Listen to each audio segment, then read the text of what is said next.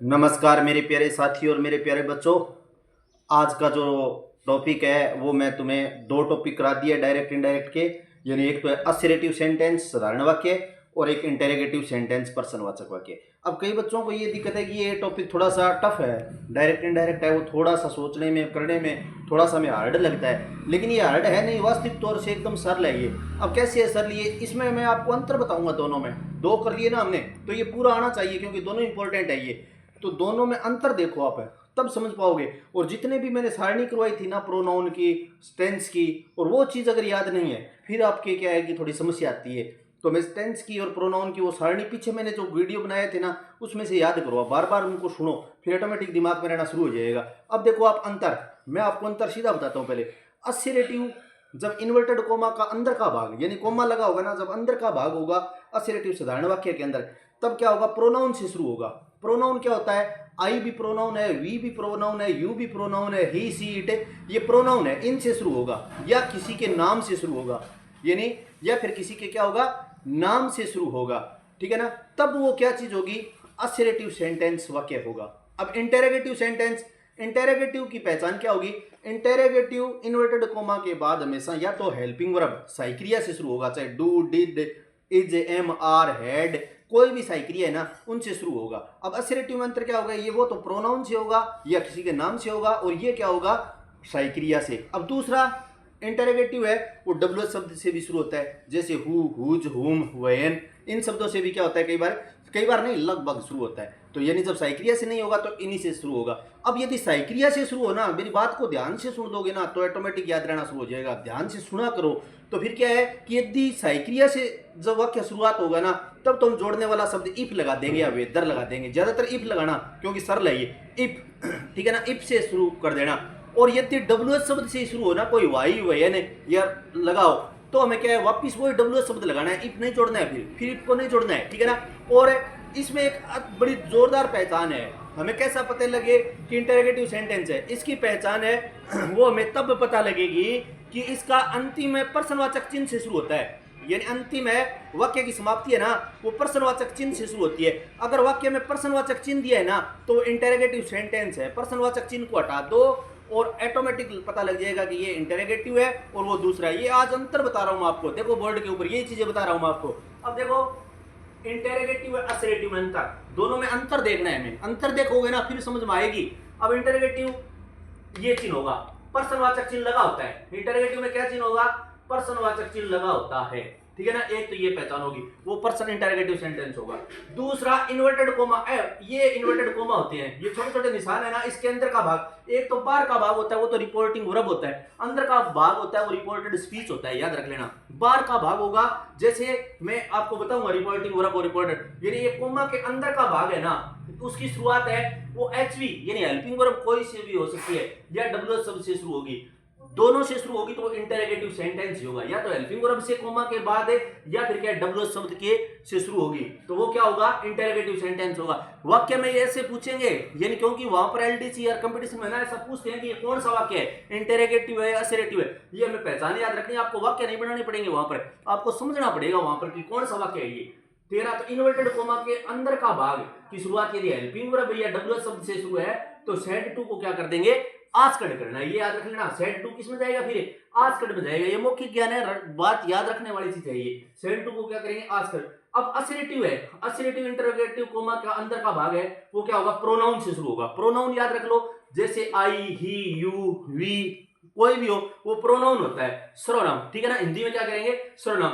या फिर कोई नाम से शुरू होगा, कोई भी नाम आ सकता है, रवि, सुनीता, अनीता, मैंने आपको बताया कोई भी नाम से शुरू होगा तो असर्टिव यानी सिंपल। दूसरा याद रख लेना, इसको क्या कहते हैं हमें, सिंपल, यानी सिंपल वाक्य का ही भाग होगा वो। ठीक है ना, असर्टिव। या अब देखो सेड टू, इसमें तो देखो यदि ये एचवी या डब्ल्यू शब्द से शुरू हो इन्वर्टेड कोमा का अंदर का भाग, तब तो सेड टू को आस्क्ड में बदलना है। और असर्टिव ये देखना, आई, ही या नाम से शुरू हो तो सेड टू है वो किस में जाएगा, टोल्ड में जाएगा। सेड टू किस में बदलेंगे, हमें टोल्ड में बदल देंगे। ये बात एक मेन याद रख लेना। अब मैं दोनों वाक्यों में अंतर बता रहा हूं आपको, दोनों वाक्य में। अब देखो विजय सेड टू अजय, ये रिपोर्टिंग वर्ब है। RV। ये क्या है? रिपोर्टिंग, क्योंकि क्रिया है इसमें। रवि जो है वो अजय से कह रहा है तो रिपोर्टिंग वर्ब है। अब कई बार पूछ लेना रिपोर्टिंग वर्ब कौन सा भाग होता है, तो शुरुआत का भाग होता है ना, सेड टू दिया होता है, रिपोर्टिंग वर्ब होता है। और ये इन्वर्टेड कोमा के अंदर का भाग है ना, ये रिपोर्टेड स्पीच है। ये दूसरा भाग है ना, ये रिपोर्टेड स्पीच है, RS है, ये यहां से रिपोर्टेड स्पीच है, ये याद रख लेना, ठीक है ना। और ये रिपोर्टिंग वर्ब है। अब मैंने आपको देखो विजय सेड टू अजय, यहां तक कोई, अब देखो वाक्य इन्वर्टेड कोमा लग गया, अंदर का भाग इसको बोलते हैं। इन्वर्टेड कोमा की शुरुआत, इन्वर्टेड कोमा का अंदर का भाग किससे शुरू हो गया? आई से शुरू हो गया। अब दिमाग में आ गया कि न तो कोई सही क्रिया न कोई डब्ल्यू शब्द है, तो है तो ये साधारण वाक्य, क्योंकि प्रोनाउन से शुरू है या किसी के नाम से शुरू है, तो हैव। अब आई हैव लॉस्ट ए मोबाइल, ये वाक्य पूरा दे दिया ना। अब दूसरा नीचे देखो, एक विजय सेड टू अजय, डू लगा दिया। अब देखो न तो कोई प्रोनाउन न कोई नाम, डू लग गया, तो हमें ऑटोमेटिक पता लग गया कि हेल्पिंग वर्ब है, सही क्रिया है, डू डज, ठीक है ना। तो अब हमें क्या पता लग गया कि ये इंटेरोगेटिव सेंटेंस है। ये क्या है? अगर सही क्रिया या डब्ल्यू शब्द से शुरू हो तब तो इंटेरोगेटिव सेंटेंस, नाम या प्रोनाउन से शुरू हो तो असर्टिव सेंटेंस, साधारण वाक्य है। तो इस प्रकार इनके डिफेंस हमें अंतर याद रखना है। ये अंतर जितना याद करोगे ना तो दिमाग में बातें रह जाएगी। अब मैं आपको ये मिटा रहा हूं, अच्छी तरीके से देख लेना, बार बार वीडियो देखना और समझ में आ जाएंगे। अब मैं आपको एक चीज है वो लिख कर दिखा रहा हूं, वाक्य, ये दोनों वाक्य है। अब मैंने आपको पहला वाक्य है, जैसे मैंने एक वाक्य बनाया है, ठीक है ना। अब वाक्य मैंने क्या लिखा है कि जो मैं वाक्य करा रहा हूं कि विजय सेड टू, क्या लिखा है मैंने? अजय, ठीक है ना। और डू, उसके बाद क्या है? You, do you write, do you write a letter. अब ये वाक्य करना है तो हमें पता लग जाएगा, do you write a letter. अब ये वाक्य हम करेंगे तो हमें पहले तो समझना है कि है कौन सा, तो डू लग गया तो ऑटोमेटिक सोचने की जरूरत नहीं है कि सही क्रिया से शुरू है, तो ये कौन सा वाक्य है? इंटेरोगेटिव सेंटेंस है। कौन सा वाक्य है ये? इंटेरोगेटिव सेंटेंस है। तो हम सेड टू को क्या करेंगे? ये देखो विजय का विजय लिख दिया मैंने, सेड टू को क्या कर दिया मैंने? आस्क्ड कर दिया, यहां तक कोई दिक्कत नहीं है, विजय आस्क्ड, और टू हट जाएगा, सेड टू हटेगा पूरा का पूरा, विजय आस्क्ड, और टू भी नहीं लगाना है आगे, सिर्फ सेड टू को आस्क्ड करना है, विजय आस्क्ड, और क्या कर दिया मैंने? अजय, यहां तक कोई दिक्कत नहीं है। अब डू से शुरू है तो मैंने आपको बताया इफ लगेगा, सही क्रिया के बाद जोड़ने वाला शब्द, यानी क्या है? ये जोड़ने, दोनों वाक्यों को जोड़ने वाला शब्द होता है, वो क्या लगेगा? इफ लगेगा। ये याद रख लेना, जोड़ने वाला शब्द है ये, यहां दोनों वाक्यों को जोड़ेगा ना सही क्रिया को, और इंटेरोगेटिव में तो इफ लगेगा। इफ लगेगा, इफ के बाद हमें ये देखना है आगे, ठीक है। यू, यू कौन सा पर्सन है? यू है सेकंड पर्सन। कैसे पता लगेगा? ऐसे लगा ले करो, 1 2 3, पहला यानी सब्जेक्ट के अनुसार, आई और वी सब्जेक्ट के अनुसार बदलेगा, दूसरा ओ के अनुसार ऑब्जेक्ट, यू लिखाया हुआ है मैंने, यू सेकंड पर्सन है, और बाकी क्या है? ही सी इट, नाम किसी का, थर्ड पर्सन है तो नो, नो चेंज, यानी पहला एस के अनुसार सब्जेक्ट के अनुसार, दूसरा ओ के अनुसार ऑब्जेक्ट के अनुसार बदलेगा, और तीसरा नो चेंज, कोई परिवर्तन है नहीं होगा। तो अब ये देखो दूसरा है, तो कौन सा वाक्य है यहाँ पर? यू, ओ के अनुसार, ये सब्जेक्ट होता है विजय, और ये क्या है? 2 नंबर ऑब्जेक्ट होता है अजय के अनुसार। तो अजय एक लड़का है तो आप क्या लिख दिया मैंने? ही, क्या मान लिया? यदि लड़की होती तो सी मान लेता, अब ही कर दिया मैंने, प्रोनाउन का यूज करेंगे, ही कर दिया। अब देखो डू, डू यू, अब मैंने लिखाया है कि डू को हमें किस में बदलना है? डिड में बदलना है, लेकिन एक रूल है यहाँ पर, ये याद रख लेना, ये वाक्य बहुत ही इंपॉर्टेंट है, वेरी वेरी मोस्ट इंपॉर्टेंट है, याद रख लेना, क्योंकि लगभग बच्चे डिड में ले जाएंगे इसको। अब देखो डू, डू के बाद कहीं नोट नहीं है तो वाक्य साधारण हो गया। ये वाक्य क्या है? ये साधारण। यदि नोट होता ना डू के साथ है तब हम डिड में ले जाते, याद रख लेना, फिर डिड में जाता, लेकिन अब डू के साथ क्या नहीं है? नोट नहीं है, वाक्य साधारण है ये, तो साधारण वाक्य होगा। तो अब क्या लगा दिया मैंने? If he. अब राइट क्रिया की सेकंड फॉर्म हो जाएगी, क्योंकि डू को हमें एक फॉर्म मुख्य क्रिया मान लिए। अब डिड नहीं लगेगा इसमें, डिड तब लगता जब डू यू नोट, यहां पर नोट लग जाता तो डिड लगा देता मैं, तो ठीक है ना। तो इफ ही, और बाद में राइट की सेकंड फॉर्म होती है wrote, WROTE, wrote. Second form क्यों की है? क्योंकि ये प्रेजेंट सिंपल का वाक्य है और पास्ट सिंपल के साधारण वाक्य में चेंज होगा। अगर नोट होता फिर मैं आगे डिड लगा देता, तो इफ ही रॉट, और बाद में मैंने क्या लिख दिया? ए लेटर, और लास्ट में पर्सनवाचक चिन्ह हटाकर क्या कर दिया? Full stop. पर्सनवाचक चिन्ह की जगह क्या कर दिया? Full stop. एक इंटेरोगेटिव का वाक्य और देखो, जैसे Raman said to Gita, inverted comma, why are you laughing, और at this time, at this time. यानी अब देखो इस वाक्य को, अब मैंने इतना बड़ा वाक्य लिखा दिया, रमन सेड टू गीता, तो मैं सोचने वाली चीज नहीं है कि डब्ल्यू शब्द से शुरू है, ये चीज से शुरू है, तो सेड टू को क्या करेंगे, रमन, रमन लिख दिया मैंने, और सेड का क्या लिख दिया मैंने, आस्क्ड, क्या लिख दिया मैंने, आस्क्ड, टू हटा देंगे, गीता, नाम वापस लिख दिया। अब जोड़ने वाला शब्द डब्ल्यू है, अब इफ नहीं लगेगा तो मैं वापस क्या लगा दूंगा, वाई का वाई, कोई चेंज नहीं किया मैंने। अब वही रूल रहेगा, डब्ल्यू इफ लगे या डब्ल्यू शब्द लगे। इसके बाद हमें आगे देखना है वाक्य यू दिया है, यू सेकंड पर्सन है, इधर देखो ये सब्जेक्ट है, ऑब्जेक्ट के अनुसार बदलेगा, तो ऑब्जेक्ट गीता है तो हमने लड़की को क्या मान लिया, सी मान लिया, सी मान लिया ना। अब आर कौन सा टेंस है, इजेएमआर है, वो वाज वर में जाता है, तो सी के अनुसार क्या लगेगी, वॉज, क्या लगेगी, वॉज, इजेएमआर, ये सारणी याद कर लेना, इजेएमआर किस में जाएगी, वाज वर में, सी एक वचन है इसलिए वाज लगा रहा हूं, बहुवचन होता तो वर लगा देता, ठीक है ना, यू होता तो वर लगाता मैं, लेकिन अब सी एक वचन है तो सी वाज, ठीक है। अब आगे मैंने क्या कर दिया, लाफिंग, क्या लिख दिया मैंने, she was laughing at this time. अब देखो दिस टाइम मैंने बदला है, दिस दैट में बदला जाता है, दिस किस में बदला जाता है, दैट में, तो एट, और दिस को क्या कर दिया मैंने, दैट, और टाइम क्या लगा दिया मैंने, दैट टाइम, पर्सनवाचक को फुल स्टॉप। अब देखो एट दिस टाइम, दिस किस में बदला है, दैट में बदला है, दीज दोज में बदला है, नाउ देन में बदला था मैंने, ईयर देर में बदला था, यस्टरडे द प्रीवियस, अगर यहाँ यस्टरडे दे देता ना, यस्टरडे अगर मैं लिख देता, या यस्टरडे तो दे नहीं सकता क्योंकि कंटिन्यू टेंस है, अगर अब दे देता ना, या टुडे, टुडे आज, ठीक है ना, तो मैं क्या कर देता, दैट डे कर देता, क्या कर देता, दैट डे कर देता, नाउ, नाउ होता तो देन कर देता, लेकिन इसने एट दिस टाइम दिया है तो सारणी याद करनी है, एट दिस टाइम है वो किस में जाएगी, एट दैट टाइम में, दिस किस में बदला जाता है, दैट में बदला जाता है। ये दोबारा देखो, Raman said to Gita why are you laughing, तो रमन सेड को मैंने पर्सनवाचक चिन्ह देखते ही सेड को क्या कर दिया, आस्क्ड कर दिया, डब्ल्यू शब्द को डब्ल्यू शब्द से जोड़ दिया।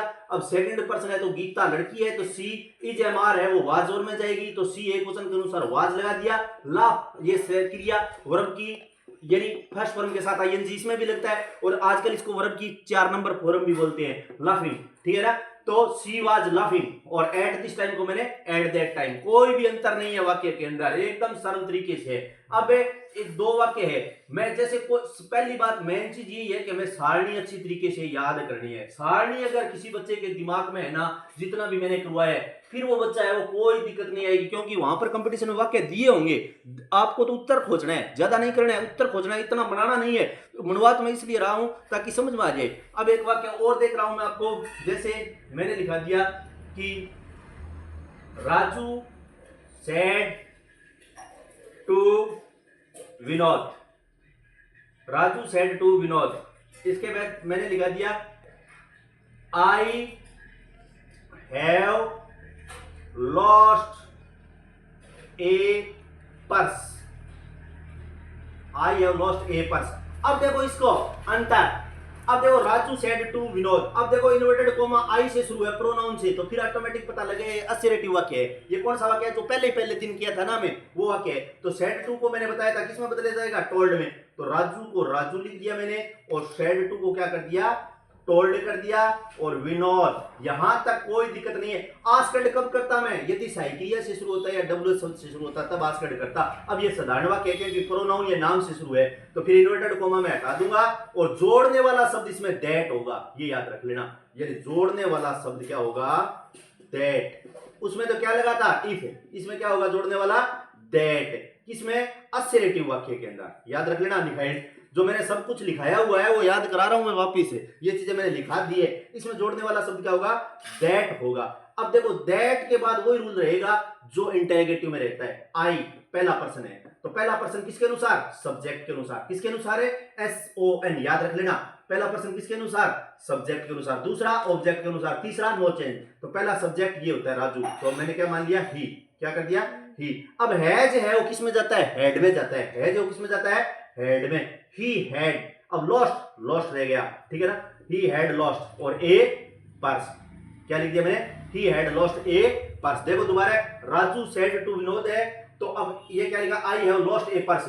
तो अब देखो इसके बाद जैसे पूरा वाक्य है, यानी Raju said to Vinod I have lost a purse, तो अब देखो इसमें मैंने पूरा का पूरा वाक्य लिखा है, यानी पूरा का पूरा वाक्य है, ये पूरा का पूरा चेंज किया। दोबारा देख लो, ये वाक्य थोड़ा सा ऊपर नीचे बन गया वाक्य, ठीक है ना। ये दोबारा देखो वाक्य, यानी मैंने ऊपर ही लिख दिया था, नीचे वाली चीज ऊपर लिख दी थी। अब राजू सेड टू को मैंने क्या लिखा है, राजू का राजू लगा दिया मैंने, सेड टू को मैंने टोल्ड लगा दिया, और विनोद का मैंने विनोद।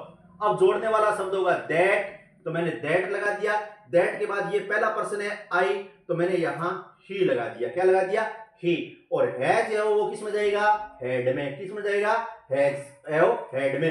ही हैड। लॉस्ट का लॉस्ट लगा दिया, ही हैड लॉस्ट। ए पर्स का ए पर्स लगा दिया। क्या लगा दिया, ए पर्स। कोई भी अंतर नहीं है, पहले वाला वाक्य थोड़ा ऊपर लिख दिया था मैंने, इसलिए थोड़ी सी चेंजिंग हो गई थी। अब की बार मैंने सही लिख दिया है। तो Raju said to Vinod I have lost a purse. तो Raju told Vinod that he had lost a purse. अंतिम वाक्य करा रहा हूं मैं आज का, एक लास्ट वाक्य और देख लो, फिर समझ में आ जाएगा ये इसी का, ठीक है ना। जैसे Manoj said to Ravi inverted comma I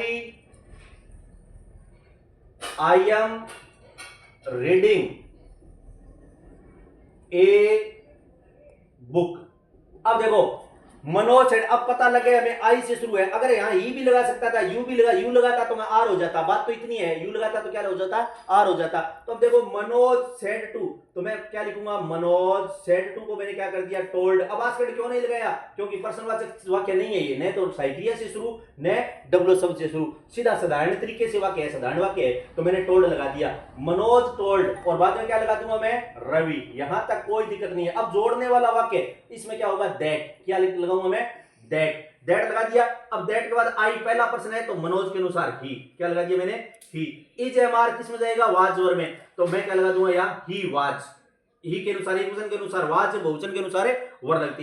he was reading की रीडिंग, रीडिंग का क्या लगा दिया मैंने, रीडिंग, और ए बुक का ए बुक, ठीक है ना। ए बुक का क्या लगा दिया, ए बुक।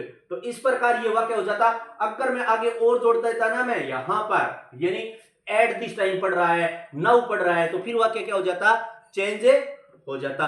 तो अब इस प्रकार जितने भी चीज है ना, अब ये जितने भी चीज है, अब मैंने आपको अच्छी तरीके से करवा दी है, और करवाने के बाद आपको अच्छी तरीके से सारी चीजें याद करनी है, और सारणी है वो अच्छी तरीके से दिमाग में रखनी है।